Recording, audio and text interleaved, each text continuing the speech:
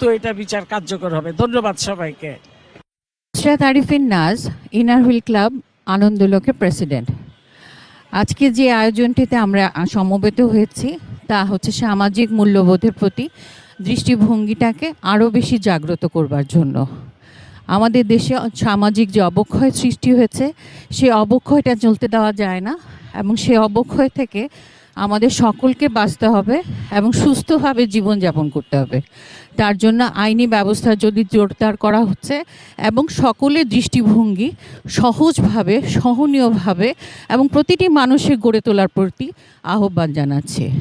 আপনারা জানেন যে এই মুহূর্তে গুলশানে দাঁড়িয়ে আছে দর্শন ও নির্যাতনের বিরুদ্ধে রুখে দাঁড়াই একসাথে, এই স্লোগান নিয়ে Inner Wheels Club of Dhaka Orchid, Inner Wheels Bangladesh district ৩২৮। তারা কিন্তু এই মুহূর্তে মানববন্ধনে দাঁড়িয়েছেন গুলশান ২ নম্বর গোল চত্বরে।